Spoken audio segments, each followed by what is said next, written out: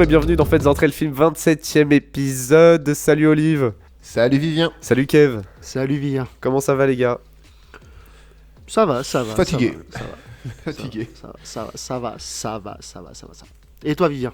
Tu fais des tests micro, Ken, genre ça va. Non, un peu comme vous, un peu je suis fatigué. un lundi, je bug. Mon cerveau, il bug. est en répétition là. Il se reset. Bon, C'est ça. donc ça va, Bon, ça Vivien. va, un peu fatigué. Oui. Comment ça s'est passé ta rentrée? Ah d'accord, on rentre dans le privé, dans le personnel. Très bien, très bonne rentrée. Écoute, moi tu sais que j'aime bien faire une intro un peu maintenant C'est où vrai, on c'est parle vrai. d'autres trucs. On parle que Voilà. de toi. En vrai, On parle que de toutes toi. les c'est ça. intros sont sur ta gueule. Pardon, excusez-moi, j'ai du mal à parler. Non mais en même temps, qui c'est qui se coince les lèvres avec un bouchon de cristalline? C'est Vivien. Là, qui c'est qui a fait sa rentrée? C'est Vivien. Qui c'est qui qu'on a déménagé? C'est Vivien. Le jour où il m'arrive un truc, j'en parlerai. Hein. J'espère bien.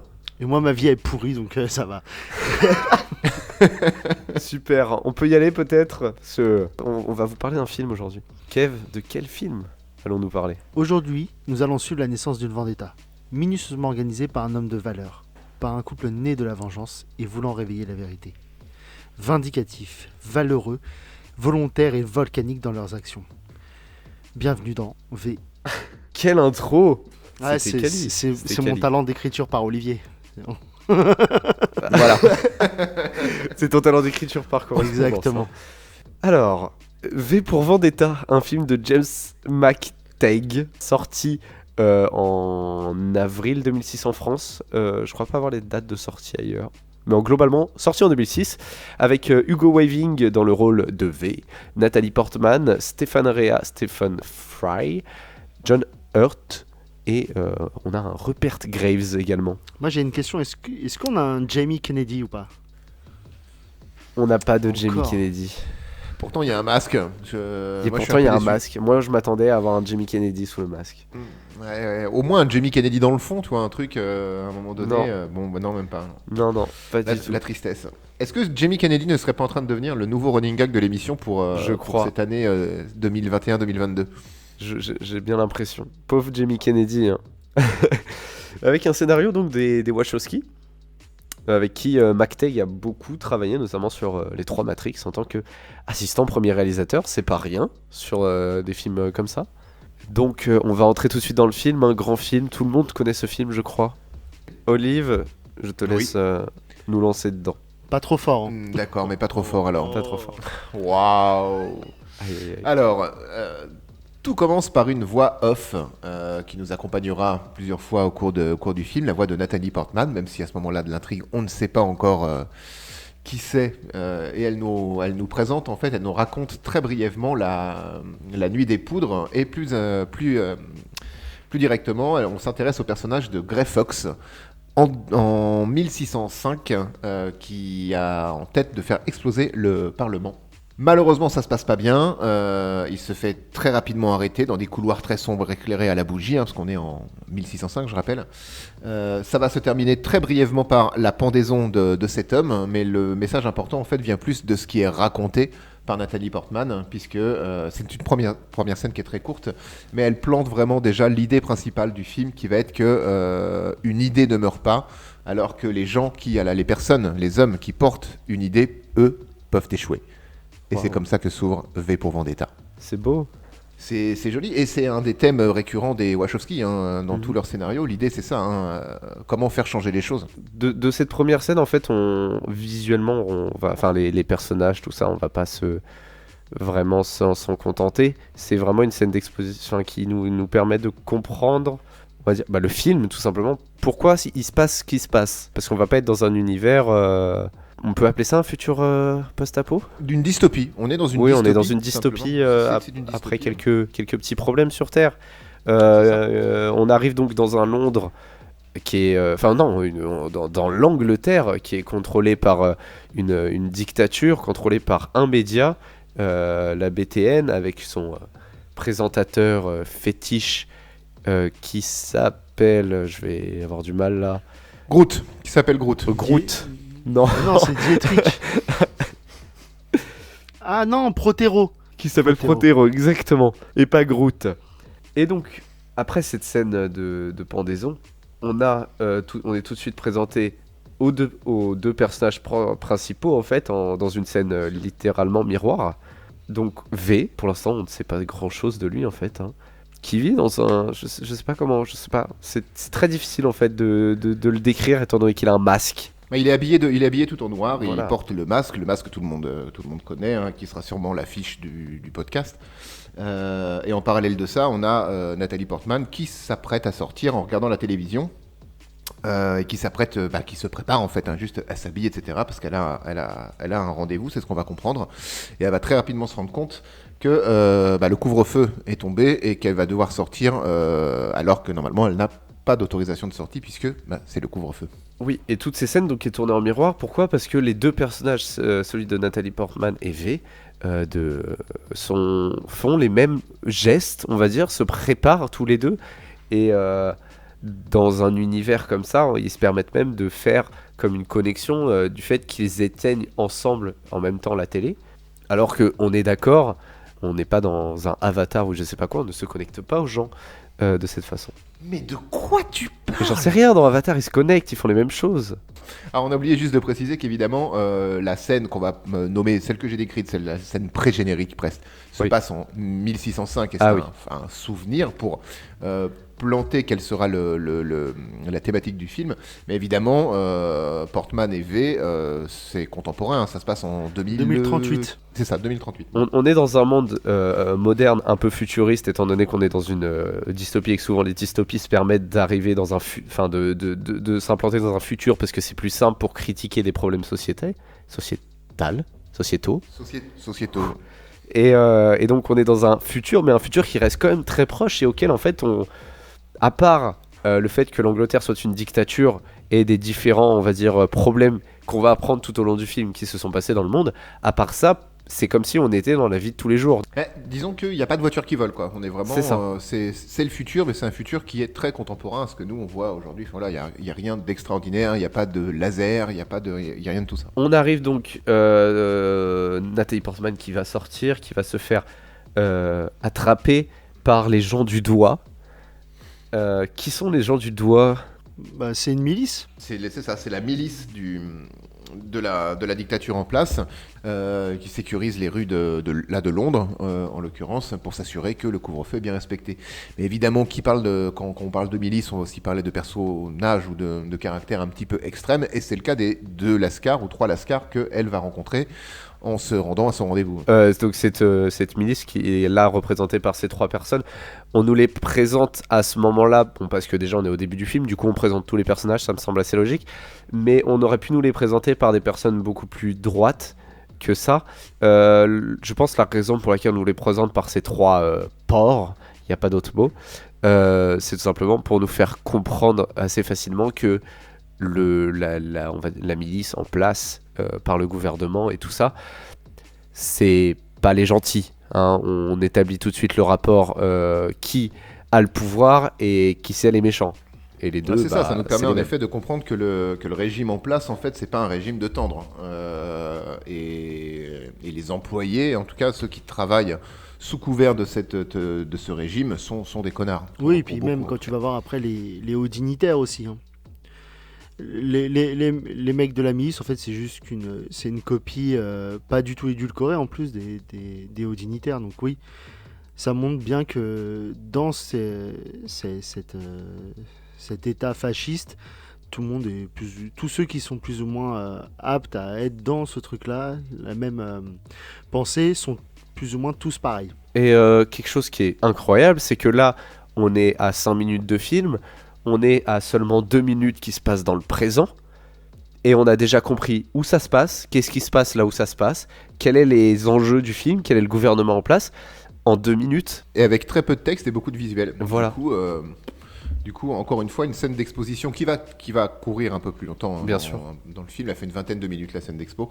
Mais globalement, voilà, en 2 minutes, on connaît déjà presque les enjeux. On sait, comme tu as dit, qui sont les méchants, qui sont les gentils. En même minima. temps, quand on se penche un peu sur le discours qui est fait juste avant à la télé, donc leur discours de propagande, on comprend plus ou moins que c'est pas un pays où on aimerait bien vivre, hein. Mais c'est ça, ça sert vraiment le propos en fait. Ça sert complètement le propos et ça sert vraiment à nous implanter dans ce qu'on va regarder. Et enfin, on va pouvoir, pour moi, avoir un des meilleurs textes, enfin, tirades du film, avec la présentation de V qui va arriver, donc sauver la demoiselle en détresse, hein, c'est un peu cliché, mais V c'est un vengeur masqué, tout simplement, hein, c'est un Batman, j'ai envie de dire. Il arrive au bon moment parce qu'évidemment les trois miliciens veulent abuser de Nathalie Portman. Lui débarque comme sur une scène de théâtre, va les malmener, les découper, enfin en tout cas les déshabiller avec ses lames. Ouais, il ne tue pas, je crois, enfin, visuellement. Il ne me semble pas qu'il ne tue pas. Il assomme un minima Ouais. avec le manche de ses lames, mais il ne tue pas. Pas là en tout cas. Pas pour l'instant. Donc là, on nous présente vraiment un type encore plus droit que droit, étant donné qu'il sauve, on va dire, la jeune femme, avec cette présentation incroyable. Alors, si vous n'avez pas vu le film, allez au moins voir ce passage avec ce texte, et vous allez comprendre comment est écrit en fait tout simplement ça, et pourquoi je trouve ça incroyable. Une assonance, non, c'est allitération. Oui, une allitération en V pendant 1 minute 30, je crois, qui simplement des mots qui commencent par V, qui ont le son V, qui présentent tout simplement ce personnage. Il se présente lui-même dans un style très théâtral, alors qu'on est dans une petite ruelle très renfermée en fait. Ça crée je sais pas, une impression d'envol chez moi. J'adore cette scène, la regarder même en dehors du film. Non, elle est vraiment top. Je ne sais pas ce qu'elle donne en français. En Mais, français, elle est juste toute. incroyable. Alors, la VF, c'est souvent chaotique, c'est parfois très bien. Là, en l'occurrence, c'est très bien. En VF, c'est tout aussi bien écrit, tout aussi beau, on va dire, au niveau du son, et même au niveau de la forme, de tout ça. En français, c'est la même chose qu'en anglais, et ça fonctionne très bien. Je vous invite à regarder ce film et à écouter aussi cette tirade qui présente très bien le personnage de V, donc qui se présente comme tout simplement beaucoup de choses, mais en représentant une idée de vengeance à travers donc cette Angleterre qui est tombée aux mains du mal. Meurt, hein. Juste, c'est une Angleterre qui est en train de mourir, asphyxiée en tout cas. Il va emmener son comment s'appelle déjà Ivy. Nathalie Portman. Ivy. Il va emmener Ivy sur les toits de Londres pour assister à un concerto. C'est ça. Il se présente comme un musicien avant de l'emmener au toit de Londres aussi. Donc elle va le suivre. Et sur les toits, il va lui proposer un concert. Et ce qui est très intéressant avec cette scène, c'est qu'il va commencer, on va dire, à s'ambiancer, à écouter la musique sans même que nous on l'entende. Donc on se rend compte qu'on n'est pas à la place du personnage de V. Et ensuite on va voir Evie entendre la musique en même temps que nous on l'entend. Ça permet de présenter en fait le fait que pour l'instant on est à la place d'Ivy, on est à la place un peu d'observatrice, de témoin de ce qui se passe. Ou sinon, ça veut juste dire que lui, il avait un lecteur MP3 et que du coup, il avait oublié de mettre le son à fond. Du coup, il entendait juste le début de la musique pour lui et puis après, il s'est dit ah merde, c'est vrai le son. Ça peut vouloir dire ça aussi. Ouais, mais c'est mon analyse, hein, mais après, bon, je suis pas expert. Hein, voilà. Je ne sais plus, par contre, c'est de qui ce. Tchaïkovski. Donc, et tu as le nom du truc ? C'est Tchaïkovski, c'est un concerto pour. Non, je l'ai pas là, mais je le mettrai en fiche sur à minima sur YouTube, je le mettrai en fiche. Parce que c'est une musique qui va revenir. Et on a un très joli concerto. La ville se réveille alors qu'on a compris le couvre-feu, tout ça. Les gens sortent, c'est presque une vie normale en fait quand on entend de la musique. C'est un retour à la normalité. Et ce concerto qui va se finir sur l'explosion du toit du palais de justice, enfin de Dame Justice.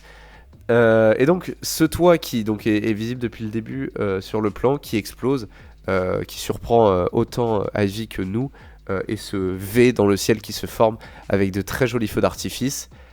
Et on a une coupe, et ça s'enchaîne tout de suite avec, on va dire, les hauts représentants du gouvernement en place. Ça fait bizarre en français, le doigt. C'est bizarre. Je sais que c'est le nom aussi en anglais, hein. C'est les fingermen, en fait, les représentants du doigt. Mais c'est juste, en français, ça fait un peu plus bizarre. Le doigt. Bah en anglais, ça doit être tout aussi bizarre que quand on l'entend en français, enfin pour les Anglais. Oui, mais vu que c'est en anglais et que c'est pas ma langue d'origine, du coup, ça passe mieux. Tu veux qu'on l'appelle finger? Tu connais d'autres langues où on dit finger? Non, Kev, on peut l'appeler le doigt. Hein. Non, comme vous voulez. Kev, il est pas chiant ce soir, il est juste fatigué. Donc on va nous présenter du coup les derniers personnages importants dans ce meeting du doigt avec le grand chancelier et les 5 comment appeler ça, des ministres. Oui, les représentants, les 5 représentants. On comprend que on est dans une dictature. Le grand chancelier, il est pas content. Il est affiché sur un gros écran entouré d'étoiles rouges, enfin de barres rouges.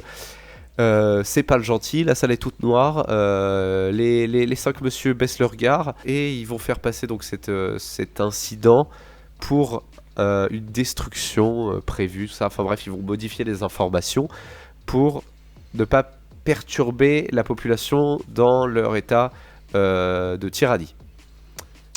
C'est ça, et on comprend très bien que cette scène-là où on est présenté au chancelier, en fait, elle est intéressante, elle est forte, bien sûr, mais tu comprends tout de suite que c'est l'homme méchant. Parce que voilà, le fond noir, le logo du doigt, donc c'est une double croix, bref, peu importe. Et comme tu disais, tout est noir, etc. Et en fait, je pense que le chancelier, de tout le film, on le voit jamais pas en colère. Si, tout à la fin. On le voit, si. Oui, à la fin, évidemment, tu le vois plutôt en train de se pisser dessus, mais je veux dire, sinon, il est tout le temps en train de parler en postillonnant très fort. Moi, je suis désolé, ça fait 10 minutes que vous me parlez du chancelier et vous m'avez même pas dit quel acteur c'était. C'est quand même John Hurt. Hein. Je l'ai dit tout à l'heure. Non, c'est John Hurt. Quand tu as reparlé du chancelier, tu l'as pas dit. Et donc, c'est John Hurt. Merci. Pardon. J'accepte. T'acceptes mes excuses, c'est gentil. Et surtout, donc les 5 mecs qui sont là, c'est 5 ministères importants. C'est la propagande, t'as l'espèce de police secrète, t'as le mec de la police, tout simplement, qui est celui qui a l'air le moins enjaillé des 5. Dès le début, tu sens qu'il est pas... Il fait partie du parti, mais bon, voilà, quoi. Et les 2 autres, il y en a un, c'est des informations. Tu sais, il chope toutes les informations, c'est la NSA, quoi. Et le dernier, je me rappelle plus. C'est vrai, on a tous les représentants du parti en place qui contrôlent tout. Et si jamais un jour vous aviez du mal à comprendre comment c'est possible qu'un parti modifie des informations, cette scène te le fait très vite comprendre. Hein. Il suffit de dire aux journaux que la destruction qui s'est passée hier était prévue et que les désamorceurs ou amorceurs, je sais pas trop comment on dit, les bombiers, les démineurs, voilà, ont voulu faire ça un peu en fanfare. Parce que ce sont des types sympas. D'ailleurs, on peut faire exploser des trucs, mais on offre un feu d'artifice quand même. Et voilà. Et comme ça, au lieu de faire passer tout ce qui s'est passé pendant une nuit comme un message de liberté et tout ça, on fait passer ça pour simplement rien du tout, une destruction un peu festive. Ouais, mais tu vois aussi que les gens... t'as beaucoup de scènes, d'interscènes qui se passent dans un pub, où tu vois la vie de... Oui. Tu vois la vie de la vie de famille, la vie de tous les jours, en fait. Ouais. Des points de vue différents de plein de personnes. Et tu vois qu'il y en a qui disent, et vous y croyez, vous, ils appliquent ce qu'on leur demande d'appliquer, mais à côté de ça, et ils se rebellent pas, mais à côté de ça, ils sont pas dupes non plus complètement. C'est vrai, on est présenté, alors tout au long du film, on va avoir des scènes, comme tu as dit, intercoupées. On va avoir une scène avec des vieux, des vieux, eux, ils ont vécu avant ce qui se passe là. Donc c'est assez intéressant de voir ça, et d'autres scènes avec des familles et des inconnus. Toujours les mêmes inconnus au bar pendant plusieurs jours. On a 4 en fait, ouais, t'as les anciens qui sont dans une espèce de maison de retraite, on a l'impression. Les travailleurs qui doivent être dans un bar, t'as une famille qui est plutôt embourgeoisée, et t'as une famille plutôt d'ouvriers, on va dire. Donc t'as 4 franges de la population. Exactement, et ça permet de créer, on va dire, suffisamment de diversité pour se rendre compte que l'idée globale de la population n'est pas en accord avec ce qui se passe, bien sûr.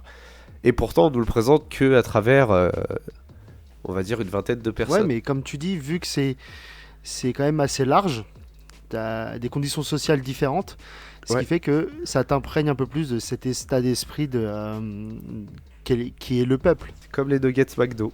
Pardon. Attends. Je pense que j'ai vaguement compris là où tu veux. Je pense que la métaphore elle est claquée, mais. La métaphore est un peu claquée au sol, je suis assez d'accord avec toi, mais il faut qu'on en parle. Excusez-moi. Mais c'est parce que Olive, c'est toi qui m'as expliqué ça. Non, si Si on je t'a me dit, il y a trompe pas. 3 formes différentes dans les nuggets pour avoir Voilà. l'impression qu'il y ait des différences. La diversité intervient à partir de Mais là, 3 ça a rien trucs à voir. différents. En fait. Mais si, Ça a absolument mais rien mais à bien voir. sûr que si. C'est qu'à travers juste 4 plans, parce que c'est des plans en fait, on va rien avoir d'autre, à travers 4 plans qu'on va retrouver au fil du film, on se rend compte de l'opinion d'un pays. 4 plans. Ouais. Et du coup, quel est le rapport avec ta boîte de nuggets que tu Eh ouvres bah, et t'as l'impression qu'il y a plein de À formes différentes travers alors qu'il y en a 3 que 3. formes de nuggets, je me rends compte qu'il y a plein de formes de nuggets. Tu vois ce que je veux dire? Il y a l'illusion qu'il y a plein de formes de nuggets. Oui, mais alors voilà. qu'en fait, il y en a que 3. Ok, donc Bref. on arrive au moment où on va éclater le film, c'est ça? Parce que Oui, on arrive au moment parce où on que- va éclater le film. On va juste dire que Ivy travaille à l'information en tant que stagiaire, elle apporte les cafés. Et que très rapidement dans le film, on va avoir beaucoup d'action parce qu'au bout d'à peine 20 minutes de film, la grande chaîne de télé se fait envahir de masques et de bombes. Et V passe aux informations en menaçant de tuer, d'exploser toute une tour remplie de personnel. C'est ça, il vient pour pirater en fait la chaîne officielle et délivrer un message qui dit simplement de ce remember the Ouais, 5th et puis surtout, of November. c'est un message qui dit rendez-vous à l'année prochaine. Hein. C'est ça, rendez-vous le 5 novembre de l'année prochaine. Je t'ai entendu, Vivien. Ouais, moi aussi, j'aurais préféré ne pas être là. En tout cas, le gentil V qui faisait que des tapes avec ses crosses de couteau sur la tête, là balance tout de suite le C4. J'ai envie de dire, le gentil V a les moyens. On est d'accord que la bombe, il voulait pas qu'elle explose. Pour recontextualiser, il arrive avec donc un gilet explosif qu'il laisse dans une des salles de contrôle. Et il y a 2 fils. Et le chef de la propagande ne sait pas quel fil couper, donc il coupe un peu à l'instinct, on va dire. Et ça explose pas. Voilà. C'était juste pour contextualiser la scène. Parce qu'Olivier veut pas le faire aujourd'hui. Mais Et ensuite, après son petit discours de V qui est fort sympathique, moi j'ai trouvé ça fort intéressant sur VTV en plus. Et on voit aussi, donc là, la réaction de tout ce peuple Nuggets. On voit qu'il y en a certains, ils commencent à avoir une petite illumination, une petite incompréhension, mais il a mis une graine qui va commencer à germer. C'est ça, c'est la graine, c'est une inception en fait. Il vient de semer une graine qui va mettre 1 an à se développer parce qu'il va se faire plus discret. Lui, il va mener en fait son combat de son comté parce qu'il est là aussi pour se venger, ce qu'on comprendra. Croire qu'il va mener. Waouh, mais poète. Ils auraient dû l'appeler comme ça le aujourd'hui. film. Hein. Je- Mais voilà. Hein. V mène sa vendetta, genre V pour vendetta. Un peu. Un truc comme ça, Il y a- peut-être. Il y a un truc. Ça c'est pas- pourrait c'est être pas bien. mal, ouais. Ouais. Ouais. Jamie Kennedy fait sa rébellion. C'est un truc vraiment assez un peu énervé. J'adore ce running gag. Je vais le mettre tout le temps. Oh mon dieu, on va en bouffer pendant 6 mois. Non, pas. Jusqu'à la fin de la saison 1. Donc la saison 1 arrive à On l'épisode va en 30. bouffer pendant Donc tout va 3 bien. mois. Bref, oui. Donc après le fameux discours de la VTV qui donne de l'espoir, qui balance la graine dans ces gens et qui la fait germer pendant C'est bizarre un an. quand tu le dis, toi. euh, Ça s'appelle un boucaquet. Oh. Moi j'aurais dit une insémination artificielle, mais bon, ouais, après. C'est aussi possible. C'est un motif recevable. Alors, donc V va s'enfuir après avoir mis les Après avoir masques, tout éclaté ça. des flics. Et Ivy, après avoir éclaté les flics, exactement, qui cette fois, il va pas être bien gentil avec eux, il va les tuer. Mais il va aussi emmener Ivy en fait, simplement. Il va l'emmener parce que Ivy va se faire. Je sais pas comment décrire ça. Elle est un peu con. Elle aurait pu assommer le flic, juste lui taper sur Moi, l'épaule et je se pense pas prendre qu'elle un coup dans aurait la réussi à gueule. l'assommer, mais- mais elle aurait pu tenter, ouais. Ivy n'est pas une femme montrée comme forte au début en fait. C'est ce qu'il faut comprendre. C'est une femme qui est montrée faible et c'est pas pour rien que du coup elle le tape pas en fait. J'y pense. C'est que on va voir l'évolution d'Ivy. Non, et puis surtout, elle a exactement la même réaction contre la milice. Elle sort sa lacrymo. Et là, elle refait la même chose. Et puis aussi elle déteste plus ces personnes à présent. Elle est moins dans Ah, et tu puis vois. V, je pense qu'il y a aussi le fait que V l'a sauvé une fois, donc elle se sent redevable et elle veut l'aider. C'est ça. Évidemment, ça se passe pas bien pour Ivy puisqu'elle se fait assommer et. Ouais, elle se prend un sacré coup. Hein. C'est ça, bon, Oui. on sent au travers des caméras de surveillance qui seront étudiées plus tard par la police pour essayer de retracer V et surtout de retracer Ivy, parce que la police la cherche elle aussi. On voit que V a un moment d'hésitation, à savoir est-ce qu'il la laisse là parce qu'elle ne fait pas partie de son plan. Ou est-ce que il s'en remet aussi au destin? Ça fait 2 fois qu'ils se croisent. C'est un mot qui a déjà été lancé en plus, hein, le destin ou la coïncidence, le hasard. Et du coup, il décide de l'emmener dans son repère, dans son antre, où elle va devoir rester 1 an. Enfin, en tout cas, c'est ce qu'il lui dit. Et c'est dans cet antre-là où elle se réveille. On ne sait pas parce que c'est un endroit clos. Hein, c'est vraiment dans les sous-sols de l'ancien métro, parce que le métro à Londres a été entièrement condamné suite à des attentats. Ça, c'est mis en place on le voit pas dans le film, c'est juste raconté pour donner un peu du background. Tout le métro londonien est entièrement condamné et donc lui s'est installé. Tu penses que c'est les métros dans l'ancien métro? Oui, parce qu'en prenant ces tunnels, il arrive de chez lui directement au métro. Donc je pense qu'à un moment donné, il y a un lien, ou c'est peut-être un ancien musée qui a fermé ou un sous-sol d'un ancien musée. Parce que je sais pas, parce qu'il est à côté d'un élévateur, d'un ascenseur qui le met sur les toits de Londres. Et il a l'air d'être un peu excentré par rapport à Londres. Après, je connais pas spécialement bien Londres, mais je pense qu'il... Tu peux redire une seule fois Londres, s'il te plaît, ça fera 3 Londres. Je pense qu'il y a le métro de Londres, mais il est peut-être pas dans Londres même, au centre, mais il doit être dans Londres. Est-ce qu'on parle bien de la ville de Londres, en Angleterre? Exactement, celle même là. Ah, la Londres où j'ai travaillé, en fait, d'accord. D'accord, là où j'ai vécu, à Londres, du coup, je comprends bien. Super. On comprend très vite quand Ivy se réveille et qu'elle voit donc toutes ses œuvres que c'est illégal. C'est comme les nazis en fait. Hein, c'est comme Equilibrium. Voilà. Du coup, c'est exactement ce que j'allais dire. C'est exactement comme Equilibrium. Lui, V, c'est un bon film, entêté à sauver des œuvres d'art considérées par le régime en place comme des œuvres néfastes. Et j'aime beaucoup quand elle lui fait la remarque du... Oui, parce que moi je la regarde en VF. Moi j'ai pas de race. Et parce que surtout j'adore la voix du comédien de doublage donc de V, parce que c'est une voix que bon déjà elle ronde tout ça, Agent Smith, même si j'ai plus vu en anglais, mais et puis surtout c'était une voix de merde, comment ça s'appelle, de documentaire sur Arte, et je trouve que c'est une voix qui me transporte et limite elle pourrait me faire dormir. Ouais, mais, limite, ouais, mais c'est pas lui quand il parlait quand j'ai dormi sur le film. Et alors, tu me juges? Ah, fou. Non, et t'énerve pas. Et quand elle lui fait mais vous avez volé tout ça? Et il lui répond, je peux pas voler ce qui n'a pas de propriétaire. Donc en gros, il les a juste récupérés à la censure. Je les ai pas volés, je les ai déplacés. Voilà. Je les ai mis chez moi parce que c'était joli. C'est ça. C'est sur mes murs. On va pas s'étaler. Un truc très important et très intéressant. Pourtant, il va en étaler du vrai beurre à un moment donné sur une tartine. Voilà, très important. Et il va lui faire goûter du vrai beurre après lui avoir expliqué que elle allait être bloquée ici pendant 1 an. Elle va finir par comprendre, on va dire, ou du moins lui pardonner de l'avoir sauvée. Ivy, en fait, va mettre un peu de temps à saisir le fait que c'est une fugitive et que sa seule solution, c'est de rester ici. Et il y avait beaucoup de ce dans cette phrase. Sa seule solution, c'est de rester ici. Et c'est pas sa seule solution. Non, c'est pas sa seule solution, parce qu'elle aura une deuxième solution qui au final va s'avérer, comment dire, infructueuse. Et donc on est d'accord que V se dit à un moment donné, bon, ok, c'est peut-être un peu rude qu'elle apprenne qu'elle va rester 1 an dans ma crypte, un petit peu, même s'il y fait bon vivre et qu'il y a du chauffage, donc je vais lui proposer du vrai beurre, normalement ça devrait le faire. Et ça fonctionne. Et ça fonctionne, du coup elle se dit, d'accord, bon, je vais rester, ok. Moi je pense que c'est un bon échange en vrai. Franchement, ouais. Mais tu serais... En fait, ce qu'elle réalise pas, c'est le statut de fugitive. Elle ne peut plus sortir, mais elle le réalise pas, ça encore. Mais comment elle peut le réaliser? Elle a pas d'infos de l'extérieur. Mais elle le sait qu'elle a gazé un doigt. Oui, non, mais elle va faire la remarque. Mais moi j'aime bien ça, gazer un doigt. Bah non, c'est même pas un doigt le mec qui gaze, c'est un mec de la police. C'est un mec de la police. Eve, moi qui pensais que tu connaissais le film par cœur, tu fais des erreurs. Par cœur, ça va. Parce que toi, tu nous as dit c'est mon film préféré avec sans Brad Pitt et sans Leonardo DiCaprio. Faut savoir aussi. Mais non, mais donc à un moment donné, elle va essayer de se casser quand même. Hein. Alors oui, elle va. Alors d'abord, j'ai envie de parler de ce toast parce qu'il va revenir et c'est très intéressant. V va lui faire un toast au beurre, au vrai beurre. Et un œuf. D'une certaine façon, sous une certaine musique, en lui proposant en allemand, en espagnol. Wow. Ensuite, elle va jouer les petites. C'est de l'espagnol? Oui, c'est l'espagnol. C'est l'espagnol, oui. Hola, señora. Ou señorita. Je sais plus. Hola, señorita. Hola, señorita. Ensuite, on va avoir donc au fil du film.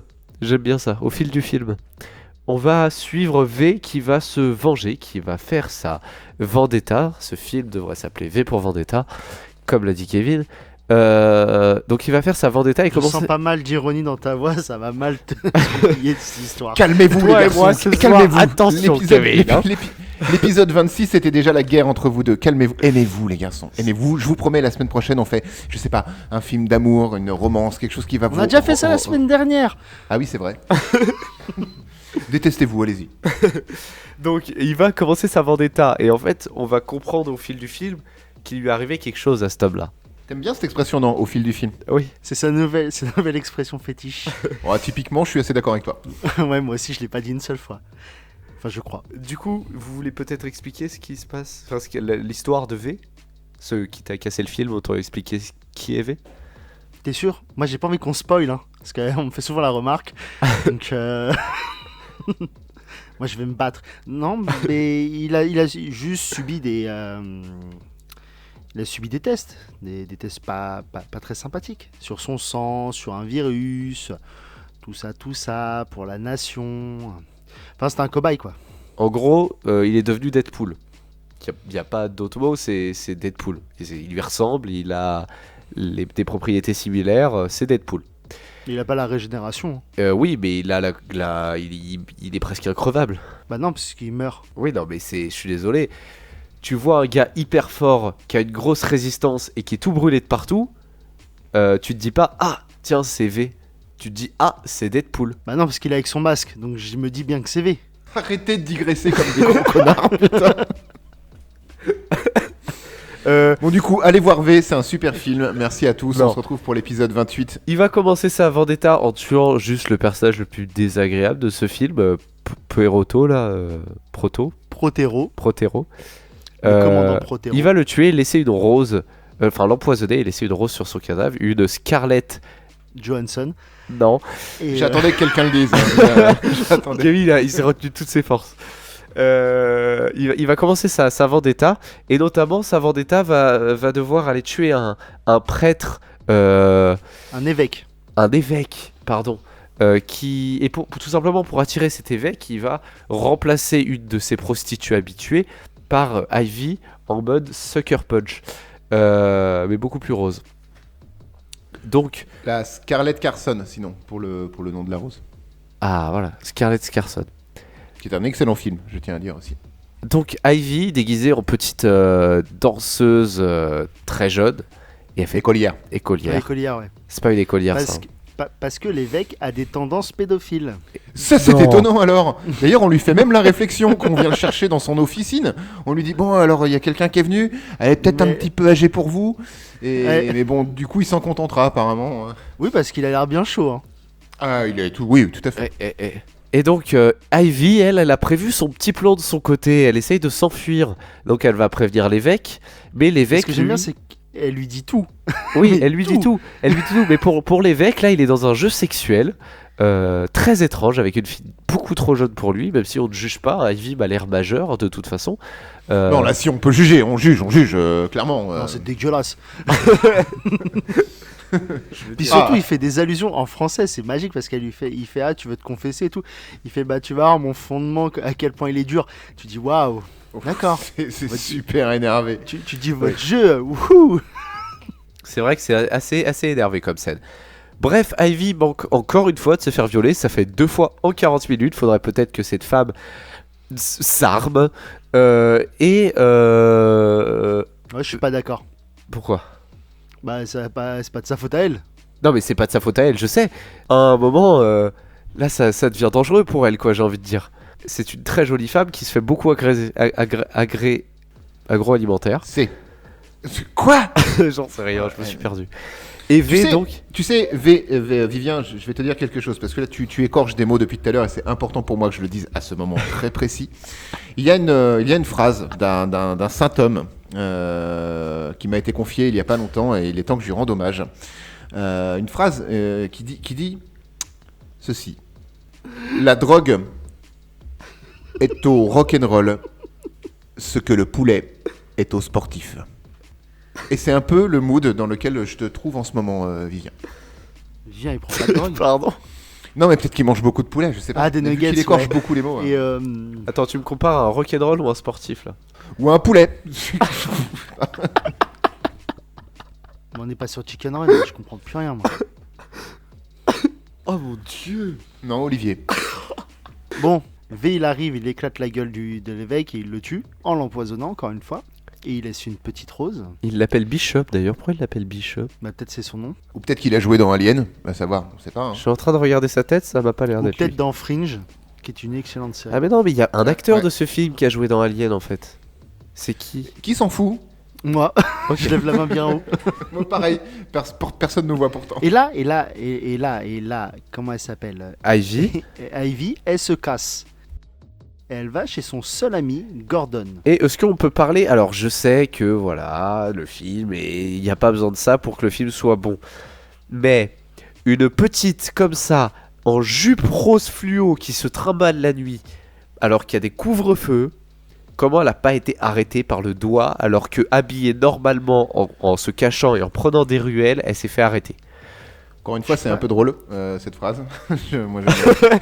Comment cette petite fille de je sais pas quoi habillée en écolière ne s'est pas pris le doigt? Bah, parce qu'elle y a été discrètement, elle a longé les murs, et puis... Peut-être qu'il n'était voilà, et pas à puis- l'heure du couvre-feu, on n'en sait rien.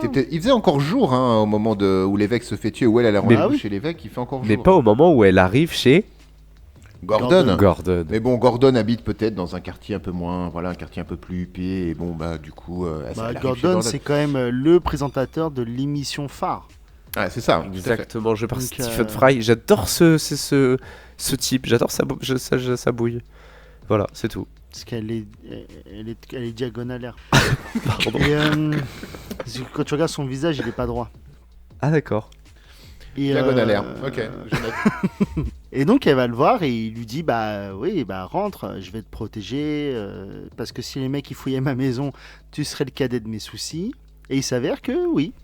En Oui, effet. c'est ça, et on va apprendre que bon, bah, lui est attiré par les hommes, de fait, et que l'homosexualité est interdite dans ce régime. Oui c'est ça. Et puis il nous refait une équilibrium. Donc nous aurons une salle avec plein de trucs proscrits et interdits. C'est ça, dont une copie du Coran, une très vieille version du Coran, et des photos de nus un peu BDSM entre hommes qu'on voit de manière très subjective parce que Evie s'arrête dessus. Et un tableau God Save the Queen avec John Hurt dessus. La tête de John Hurt dessus, la tête du chancelier dessus. On comprend très vite que ces deux personnages, Gordon et V, sont très similaires en fait.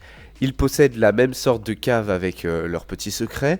Ils disent tous les deux la même phrase qui est « Tu serais le cadet de mes soucis si jamais ils te trouvaient ici ». Ils lui font le même petit déj. Et ils lui font et c'est pour ça j'ai dit il fallait s'attarder là-dessus. Il lui fait le même toast au beurre en lui disant Hola señorita. On a salvé ça pour le favor aussi. C'est tout ce que je sais dire en espagnol, moi. Merci façon. Demolition Man. Et- Oh, est-ce una Rolex? Pardon. Et donc en fait, on se et demande. après, il lui dit même, c'est moi V. Oui, c'est incroyable. Oui, ils en jouent, ouais, tout à et fait. il en joue, mais comment?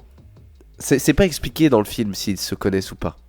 Mais il y a forcément quelque chose. Non, oui, en fait, je pense qu'ils représentent tous les deux l'image paternelle. Moi, je le vois plutôt comme ça. Pour V, en fait, c'est une image, c'est une image paternelle. Enfin, ses parents, elle les a perdus très jeunes. Elle a été mise en institut. Enfin, bref, ça a été chaud pour elle depuis sa plus tendre enfance. Et Moi, je par dirais pas ça, moi. moi, je l'ai ressenti comme ça. Ce biais-là, moi, je le ressens un peu plus comme quelque chose de, oui, c'est l'image paternelle et réconfortante, en fait. C'est un peu de chaleur dans un monde qui est très froid, hein, globalement, et même en termes de réalisation, ou en tout cas de colorimétrie, le monde est froid, le monde est gris bleuté tout le temps, en permanence, sauf chez ces deux personnes-là. Chez V, vu que ce n'est éclairé qu'à la bougie, c'est une lumière qui est très chaude, avec des alcôves en ogive, etc., dans son chez lui. Et chez Gordon, on retrouve la même chose, c'est très très chaleureux, encore une fois, contrairement à l'extérieur, qui est, lui, très froid. J'allais dire parlons-en de la colorimétrie, mais tu viens de le faire, donc c'est super, on n'en aura pas besoin. T'as tout résumé, exactement. C'est très bien, Olive. Où en sommes-nous? Gordon. Oui, Gordon qui va faire ce petit déjeuner. Alors, quelque chose qui est intéressant donc, dans ce film, en plus de Gordon et V qui ont des répliques et des actions identiques, scénaristiquement, visuellement, sonoritairement, j'en sais rien, on a d'autres choses qui se répètent. Au début, on a déjà ce jeu de miroir avec Ivy et V. Maintenant, on a un jeu de miroir avec V et Gordon. Et on aura encore un jeu de miroir entre Gordon et la mère de Ivy. Sur un flashback où on va apprendre en fait la comment ça s'appelle, jeunesse, punaise, la jeunesse d'Ivy, où elle va se cacher sous son lit après que sa mère lui ait dit une certaine réplique, je ne l'ai pas en tête exactement. Gordon va faire de même, parce que Gordon va finir par se faire attraper par le doigt, et vu qu'il est homosexuel, et ben ça va le mettre dans le pétrin. En effet, Gordon va faire une émission satirique dont il sera très fier et dont il ne s'inquiétera pas, où il va faire jouer des sosies du chancelier. Il y a énormément de sosies de chancelier dans ce monde. Faire du Benny Hills, pour le coup là c'est vraiment du Benny Hills. Benny Hill. Benny Hill, avec d'ailleurs la musique de Feu Benny Hill. Ah, ça se dit pas Hills? Non, je crois que c'est Benny Hill. Enfin, en tout cas, moi j'ai toujours appelé comme ça. Je ne saurais même pas te dire s'il y a un S à la fin de Hill. Non, mais my bad. Donc là, vraiment, voilà un numéro comique dont il ne va pas s'inquiéter. Alors, je ne sais pas si son nom d'inquiétude est pour rassurer Ivy. Non, je pense qu'il s'en inquiète pas parce que, comme il le dit bien, c'est la plus grosse émission, l'émission la plus écoutée et tout. Donc au pire, il aura un tapage sur les doigts. Et comme lui dit à un moment donné V, quand elle lui demande si Gordon est mort ou pas, il fait oui, il est mort, mais je pensais pas que ça irait aussi loin pour cette émission. Je pense qu'il s'est fait buter aussi parce qu'ils ont trouvé sa cave. Peut-être, oui. Bah, c'est la suite des événements. En fait, l'émission fait qu'il vient se faire choper. Et en fouillant évidemment sa maison, mais d'ailleurs ils le disent plus tard, hein, ils ont trouvé en fouillant sa maison, ils ont trouvé une reproduction du Coran et il s'est fait fusiller sur place. C'est vrai. Ivy va s'enfuir et se faire attraper par un mystérieux inconnu du doigt. À partir de là va commencer une séquence dans laquelle Ivy va se faire interroger et va se faire emprisonner. Tout simplement. Elle est redoutable. Tout ce passage-là, l'entrée presque dans l'acte 3 en fait, du film est redoutable. C'est très difficile en fait, on va voir Ivy devant cet homme affolé. Elle va se faire raser, elle va se faire laver au jet, elle va souffrir et elle va survivre et se forger dans cette cellule. On voit très peu de personnes en fait dans ces séquences, mais on va avoir une histoire en parallèle, une très belle histoire sur un bout de PQ écrite par sa voisine de cellule, ou celle qui était dans cette cellule avant. Une histoire sur une femme actrice homosexuelle qui s'est fait arrêter et qui a une vie tout aussi triste. C'est une séquence qui, comme tu l'as dit, est très dure parce que on était dans une ambiance beaucoup moins énervée que ça en fait, et tout simplement parce que on était encore dans le monde libre, et là on atterrit entre les mains du doigt, entre les mains du gouvernement, et c'est là que on comprend comment c'est dur en fait. Ah oui, moi cette séquence a très très bien marché sur moi quand je l'ai vue au cinéma. Elle a un twist, cette séquence-là, dont on va y venir. Et en ce qui me concerne, j'avais un doute sur le twist qu'arrivait quand le nom de l'actrice qui écrit, en fait, qui rédige les notes que Ivy va trouver dans sa cellule, cachée dans une petite trou dans un mur. Parce qu'elle s'appelle Valérie, l'actrice. Et je me suis dit, tiens, c'est marrant que ça s'appelle Valérie. Ouais, c'est un V. Mais oui, en fait. c'est parce que c'est un V, oui, tout à fait. Mais cette scène est très dure parce qu'elle est sans aucune concession, en fait. Les personnes qui l'interrogent régulièrement, c'est vraiment lumière en pleine face. Elle est nourrie, elle est traitée vraiment comme une chienne, quoi. On la laisse dans sa cage, on lui balance de la nourriture comme ça sous le palier de la porte. Enfin, c'est un moment très dur qui n'est pas très long, hein. Je crois que c'est une scène qui doit faire moins de 5 minutes, je dirais, avec non, la fait plus. T'es sûr de ça? Parce que ça va vite, hein. C'est les séquences s'enchaînent ça plutôt dure vite, au moins 10 minutes, facile. Avant qu'il y ait le twist, ça dure exactement 10 minutes. Ah oui, donc c'est très long, en fait, beaucoup plus long que... c'est passé très vite, du coup j'étais content. Moi, c'est vrai que c'est une scène qui dure beaucoup plus longtemps pour moi. Parce que... je sais pas, je la vis cette scène en fait. Simplement, on la ressent très profond. Et je la trouve même courte. Je trouve que 10 minutes, c'est court pour faire passer tout ce message, alors que c'est très long, déjà, et que ça passe très bien. On voit vraiment l'évolution d'Ivy, qui ne devient plus qui n'est presque plus humaine. Elle a plus de réaction humaine à la torture, à tout ça, à la mort. Elle accepte. Elle son accepte, sort. c'est ça.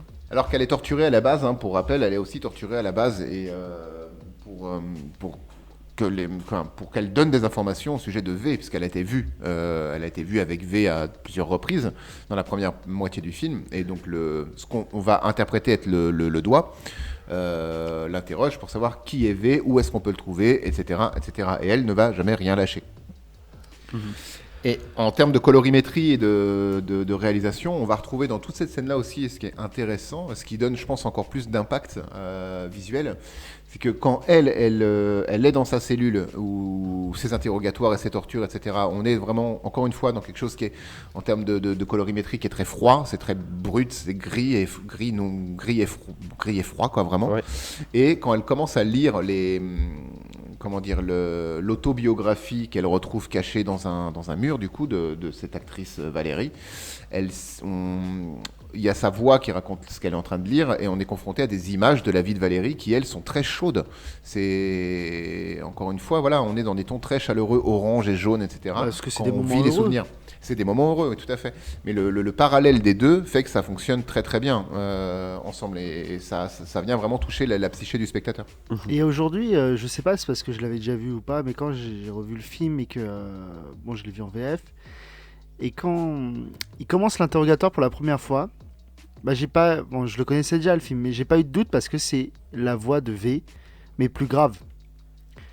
Donc en gros, c'est le même acteur qui fait la voix, et donc tout de suite on le comprend. Une fois que, si on fait attention à ce détail, on le comprend assez vite. Et c'est pareil, on voit qu'une seule personne qui s'occupe d'elle, le visage toujours caché par la pénombre. C'est un truc qui se devine assez facilement, mais on est tellement porté dans la détresse de Ivy, en fait, qu'on se pose pas la question. Non, c'est en ça que la scène est intéressante.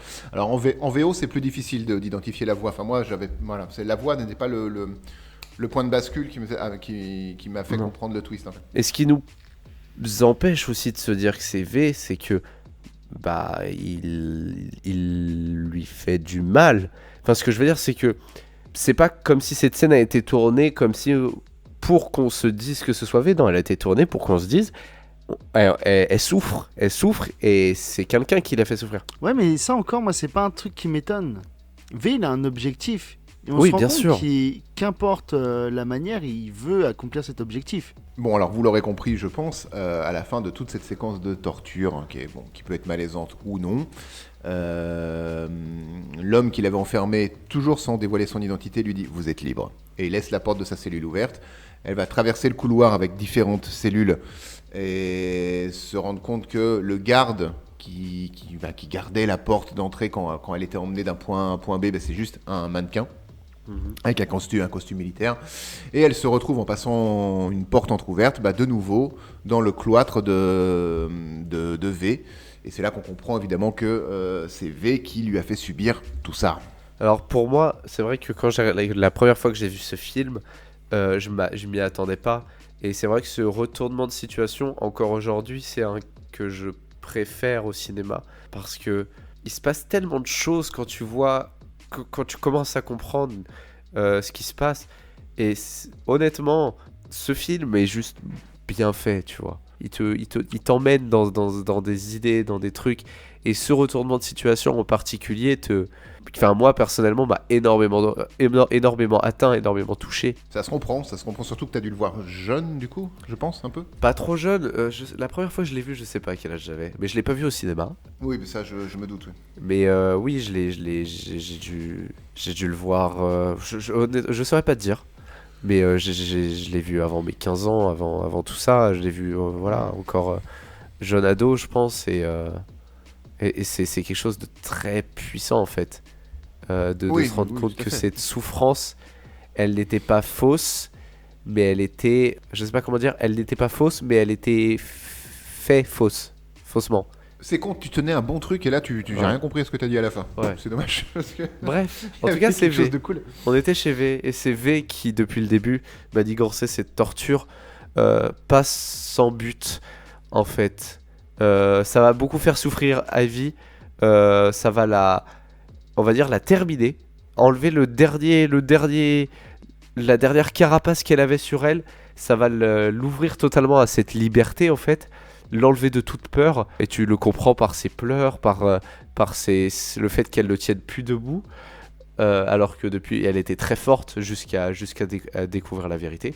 Et V va l'amener sous les toits, là où elle va se retrouver encore une fois, enfin là où elle va se retrouver sous la pluie et où on va avoir une très belle comparaison entre Ivy qui est sous la pluie et V, enfin qui se libère en sortant sous la pluie et V qui s'est libéré en sortant des flammes quand l'institut où il était a brûlé. Oui, on a encore comment dire, une mise en scène miroir. Exactement. En fait. C'est deux renaissances qui sont présentées en mode miroir. D'ailleurs, V, qui a un masque et donc dont on ne peut pas comprendre, on ne peut pas vraiment voir, on peut comprendre mais on ne peut pas voir ce qu'il ressent, on peut pas voir ses expressions faciales. V semble étonné et en même temps content, je sais pas, mais on ressent un humanisme fort en fait, quelque chose qui le rend très humain quand Ivy se libère, je trouve. Et pourtant, c'est un visage masqué, on ne voit même pas ses yeux. Oui, je suis assez d'accord. Et il y a plusieurs fois, surtout sur la dernière partie du film, où malgré le masque, alors je me demande si est-ce que le masque est pas retouché avec des micro-changements pour faire passer une émotion sans que l'œil comme ça s'en aperçoive, l'œil du spectateur s'en aperçoive. Mais oui, en effet, t'arrives à lire quelques émotions au travers le masque sans même qu'il y ait d'échange de paroles. Je crois que évidemment avec du jeu, oui. t'arrives.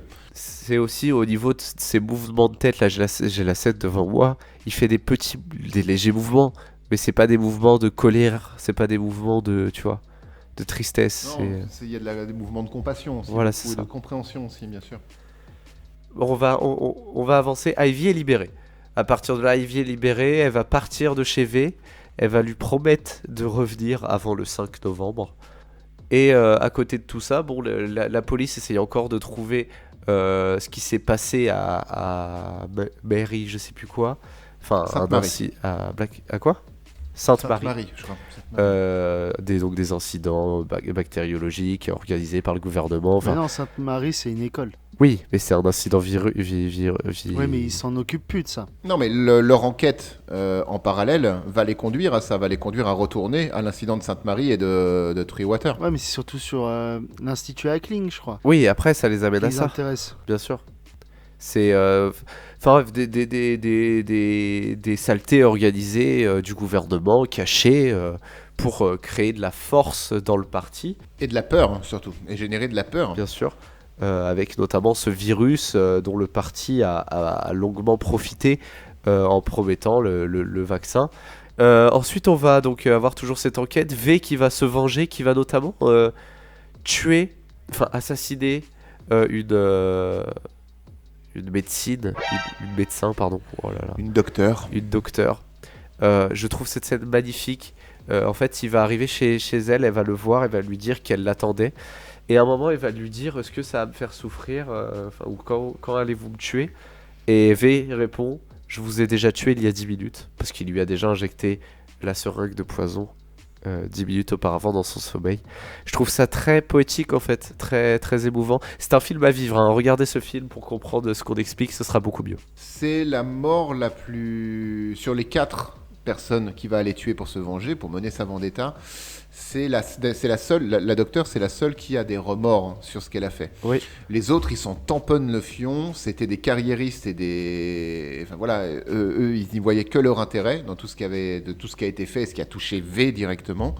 Et elle, c'est la seule qui regrette, et c'est la seule qui sait qui se cache derrière le masque avant, parce qu'elle l'a vu au moment de l'explosion du centre où étaient menées ces expériences. C'est elle qui le voit sortir des flammes, le corps entièrement brûlé. Moi, je dirais pas remords. Elle a peut-être un ressentiment. Des regrets ouais, peut-être 2-3 regrets, mais on peut pas parler de. Je pense pas que remords soit assez. C'est pas assez. Enfin, elle ressent pas un truc assez fort que le remords, parce qu'elle le dit. Qu'est-ce que ça ferait si un homme. Bon, ça, c'est quand il lit son journal intime. on voit, elle est ultra convaincue. C'est après, oui, elle a fait, on va dire, pénitence, mais j'irai pas jusqu'à remords. Disons qu'elle a quelques regrets, à Ouais, minima. oui. Voilà. Mais qu'au moment, au moment des actes, elle était entièrement Je convaincue. pense que ça du sera à bien refaire, fondé elle de le ce qu'elle referait. faisait. Hein.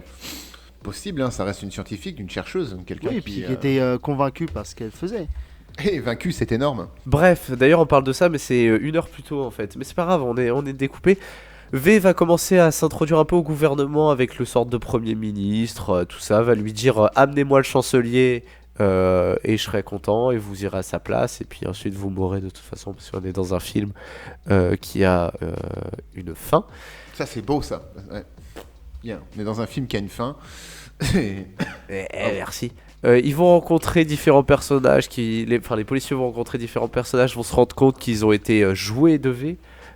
Et le 5 novembre arrive, ce fameux jour le 4 novembre, où il va pouvoir où il va pouvoir danser. Avec Ivy qui revient tenir sa promesse. Il avait peur qu'elle ne tienne pas sa promesse, elle l'a tenue, elle est venue danser avec lui. Ensuite, ils partent dans les métros, où V a rempli un métro entier D'explosifs, de poudre, d'explosifs artisanal, hein, d'ailleurs. Oui, fait avec de l'engrais, tout ça, C'est ça. du terreau. Et il explique qu'il lui aura fallu 10 ans pour déblayer complètement la voie qui mène, du coup, la voie pas de métro, qui mène directement de là où ils sont au Parlement, puisque son but, on le rappelle, est en fin de compte, de faire exploser le Parlement. Ensuite, il se passe quoi? Il se passe que V va enfin rencontrer le chancelier, tête à tête. Chancelier qui en fait, encore dans une scène miroir, va apparaître en même temps dans la télé en énervé, et apparaît ensuite devant V, en train de se pisser dessus, au même moment, en fait, En tout train de chouiner. simplement parce que l'émission a été enregistrée avant, je vais pas vous expliquer ça, c'est débile. Bref, V se retrouve en face de beaucoup d'hommes armés, va pouvoir... Je sais plus ce qu'il fait au chancelier. C'est lui qui le tue. Non, c'est le chef de la milice. Oui, c'est le chef de la milice qui le tue. Et V donc qui va défier ces dizaines de bonhommes armés de pistolets et se prendre tout simplement une dizaine de chargeurs sur lui. Oui, mais il y a une jolie phrase qui est balancée à V qui dit bien que vous allez me tirer dessus, certes, parce qu'il est à 1 contre 10 dans une salle qui ne propose aucun couvert particulier.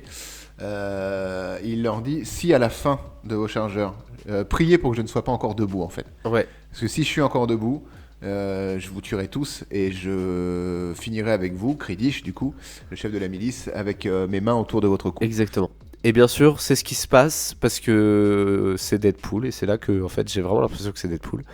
Il va se prendre tous les chargeurs, alors il va souffrir, mais on rappelle que V n'est pas plus un homme qu'une idée, et qu'une idée est bulletproof, quoi.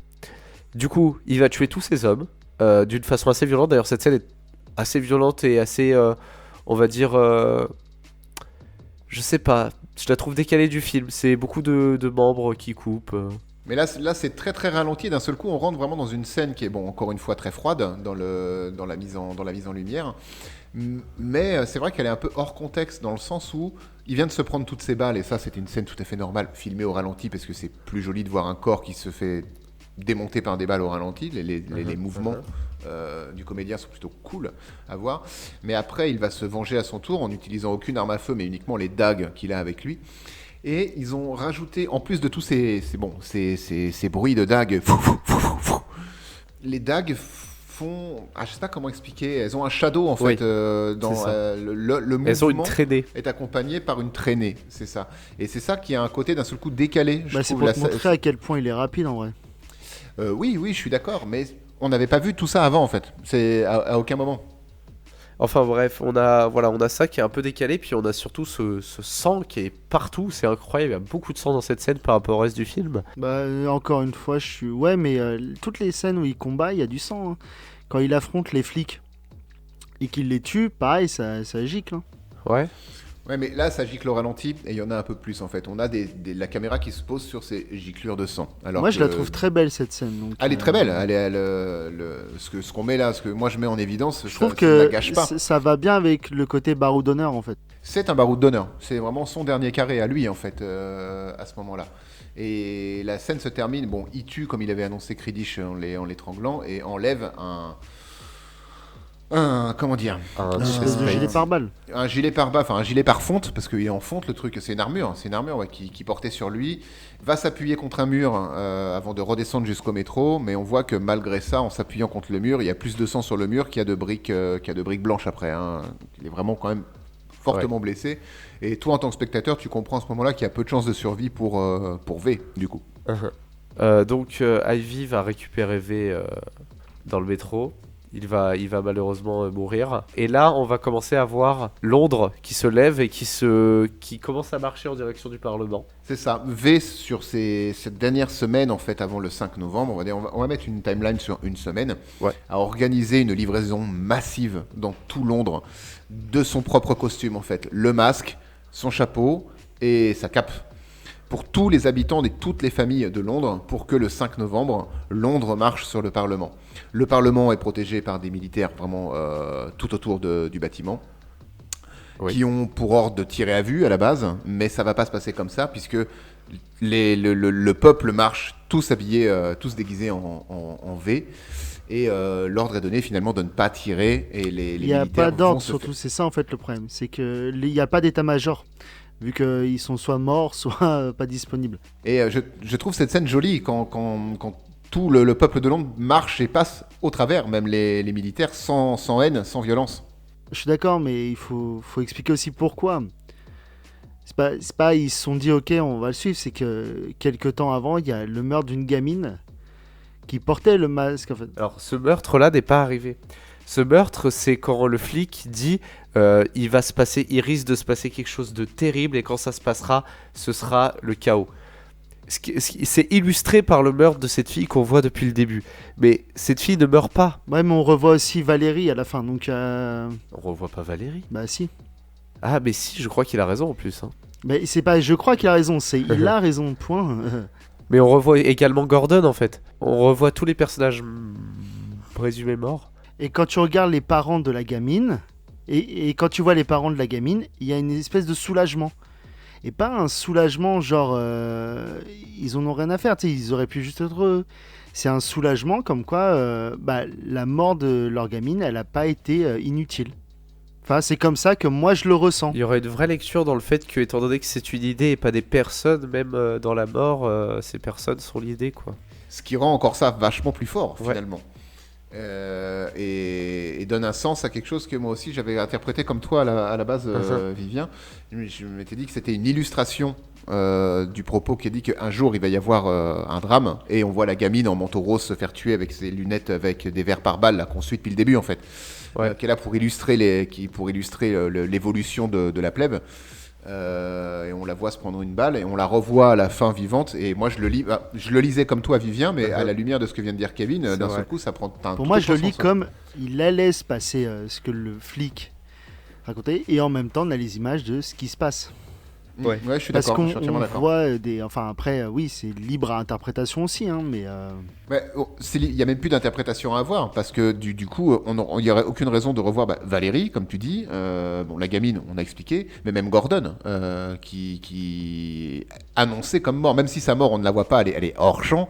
Et j'ai fait des guillemets en disant hors champ, c'est marrant.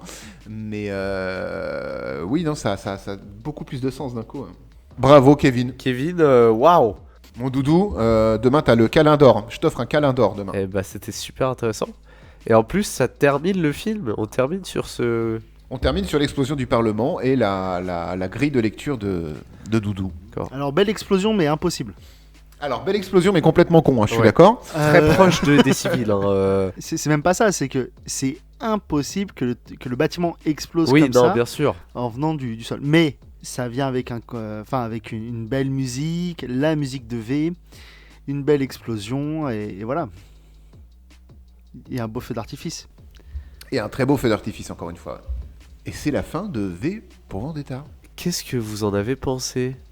Olive, je vais commencer par toi parce que sinon tu vas faire un caca nerveux. Non, tu m'as dit bonjour en premier, donc je passe le lead à Kevin.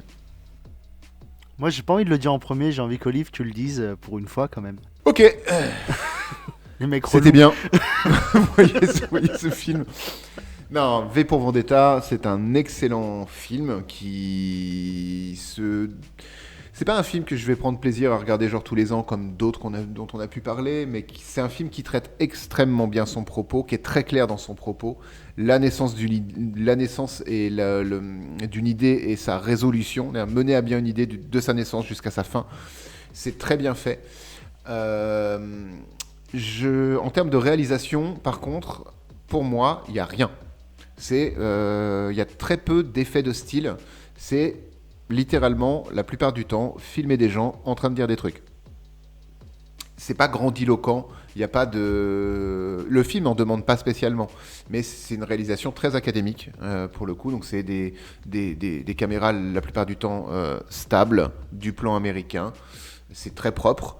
À part, comme on a dit au cours de l'émission, quelques scènes, essentiellement la scène de Blaguard à la fin, où là on a beaucoup de ralentis, ça devient d'un seul coup très esthétisé, ce qui n'était pas le cas avant. C'est un film que je vous recommande chaudement, magnifiquement joué et interprété par Nathalie Portman et Hugo Weaving en tête de liste. Donc allez-y, foncez, c'est un grand oui. Plus grand le oui, s'il te plaît. C'est un grand oui. Merci. Kevin? Eh bien.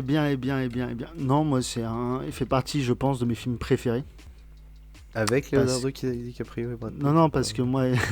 non, mais parce que déjà, dans la littérature, tout ce qui est dystopie, tout ça, font partie de mes livres, enfin de ce que je préfère lire. Fahrenheit 451, Le meilleur des mondes, 1984. Tous ces trucs, toutes ces œuvres-là. Non, je vais faire pour le coup, non. V, comme tu dis, Olivier, il n'y a pas de... C'est très académique, mais ça suffit en fait. À lui-même, les 2-3 fois où, comme tu dis, ça change un peu, où il y a un peu de ralenti, tout, on monte V comme un super-héros presque. Et ça, je dirais pas que c'est nature, parce que moi j'aime beaucoup l'effet que ça fait, mais dans le film, je pense que le propos, ça apporte pas grand-chose, mais j'adore V, le propos, moi je suis à fond dedans. L'histoire qui... Ouais, moi je trouve ça cool. Hein. Ok. La façon dont tout pète. Non, mais en vrai, le film est vraiment, vraiment bien. Pour moi, c'est à voir, enfin à découvrir au moins. C'est un équilibrium, mais en bien, en réussi en vrai. C'est la même idée plus ou moins de base, Je suis mais totalement en d'accord. largement mieux. En tout mieux fait. Parce que ces deux films se ressemblent sur pas mal de points. Mais il y en a un qui est quand même largement mieux que l'autre. Je sais que toi tu seras pas trop d'accord avec moi, Vivien. Ah bah si, attends. Mais voilà, il y en a un qui se rapproche plus du navet et l'autre presque du chef-d'œuvre. Même si c'est un mot un peu fort. Mais oui, donc il fait partie de mes films préférés que je ne regarde pas souvent. Parce que une fois qu'on connaît le twist final, qu'on connaît l'histoire, c'est difficile de s'en délecter. Parce que c'est un film qui a quelques longueurs par moment, mais qui sont appréciables dans le film. Et donc, nécessaire, je pense. Hein. Ouais, c'est bien, totalement. Et donc, je le recommande à tous ceux qui ne l'ont jamais vu. Puis, si ça fait longtemps que vous ne l'avez pas vu, re-regardez-le avec plaisir. Hein. Est-ce que c'est un grand oui, Kevin? C'est un grand oui, Kevin. C'est pas ça qu'il fallait que je dise. Merde, putain, je suis con. Non, d'accord. Bah écoutez, vous avez un peu tout dit. Je suis du même avis que vous. Alors je suis pas du tout par contre de l'avis comme t'as dit. Oh là là, Equilibrium, c'est... Non, Equilibrium à côté, c'est rien du tout. Il faut pas abuser. J'aime bien Equilibrium pour différentes raisons. Mais jamais je n'oserais me dire que... j'ai deux films à regarder, Equilibrium ou V pour Vendetta. Non, je regarderai V pour Vendetta, ça, il n'y a pas de... Il n'y a pas de doute. Équilibrium, ça pue du cul, donc là on est d'accord. Hein. Voilà. Alors, Par la bouche. Ça pue du cul par la bouche. Par le doigt. Par le doigt. Ah, ça j'aime bien. Ça j'aime bien. Non, ce film, alors moi, ce film, je l'aime beaucoup, je l'adore. Parce qu'en plus, je peux rajouter mon prénom dedans. Ouais, mais ça serait tout de suite moins classe. Ouais. Ouais, ça va. Les gens ont vu la photo, les gens savent. Ah, parce que pour toi, V et Vivien, à part peut-être la grandeur, il faudrait peut-être que tu essaies avec un masque et une perruque. Ouais, ça peut être, ouais, non, ça peut et être des pas mal. habits tout noirs. Ouais. Enfin bref, ce film, je l'aime beaucoup, je l'adore, je le trouve magnifique. Pour le coup, c'est un film que je peux regarder tous les ans, ça me dérange pas du tout. J'ai fait découvrir ce film à une personne qui est devenu tout de suite son film, un de ses films préférés, voire son film préféré. Ah, la jeunesse influençable. C'est ça. Non, ce film est vraiment bon. Il est bien joué. Et même si vous le regardez en VF, je sais que la VF est bonne. Mais regardez-le en VO parce que l'écriture est incroyable. J'ai pas grand chose à dire de plus. Souvent je m'étale. Là, juste regardez ce film si vous l'avez pas En même vu. temps, là, t'as parlé pendant 1h30 du film, donc tu peux avoir une conclusion un peu courte. Voilà. On Ma t'en conclusion fera sera courte. Ce d'accord. film est génial. Et regardez-le si vous en avez envie. La semaine prochaine, rendez-vous pour l'épisode 28 avec Priest. Je ne connais pas ce film, je ne dirais ni réalisateur, ni scénariste, ni acteur, je suis désolé. Pourtant, c'est toi qui l'as choisi, dis donc. Bah ouais, J'ai fait Vivien, des tu gui- nous j'ai as fait des obligés à le guillemets. faire. J'ai Oui, fait bien des sûr, guillemets. c'est sûr. Encore une fois. C'est sûr que je vous ai obligé à faire un film comme ça. J'aurais préféré. Non, tu nous as obligés à faire le Fils du Masque 2 déjà. Je vous ai rien obligé, j'ai proposé, c'était ok. Elle s'est proposé et du coup, depuis, je rappelle, depuis, il est puni, il a plus le droit de proposer des films. Donc évidemment, on a là, ouais, vous avez l'impression que c'est lui qui a choisi, mais là, vous avez compris que du tout. Et que maintenant, on lui a donc rédigé une petite liste de films qu'il applique au sens strict, sinon on lui pète les genoux. C'est Un ça. chacun. Bref. Merci de Moi, nous j'ai avoir chaud, les écoutés, gars. merci de nous suivre, merci de commenter, merci de liker, merci de vous abonner. On se retrouve la semaine prochaine. Ah, attends, juste une seconde, attends, parce que tant qu'à perdre du temps sur 1h30 là. Merci de vous abonner si vous le pouvez et si vous le souhaitez, mais pour nous c'est vachement cool, à Spotify, YouTube, parce que vous pouvez nous retrouver sur ces deux médias. Et on est également disponible sur plein d'autres plateformes de podcasts comme Podcast Addict, Apple Podcasts, etc. N'hésitez pas à vous abonner sur la plateforme qui vous convient si vous nous écoutez d'une autre manière que sur YouTube. Et sur celle où vous pouvez laisser un commentaire, même, n'hésitez pas, parce que c'est bon pour le référencement, on va pas se mentir. Vous pouvez évaluer le podcast que vous avez écouté ou l'entièreté des podcasts et laisser un commentaire sur certaines plateformes, donc n'hésitez pas. Voilà. On vous souhaite une bonne semaine, à la semaine prochaine. À Des la gros semaine prochaine. bisous. À la semaine prochaine. Salut. des bisous. Bisous, salut, bisous, salut.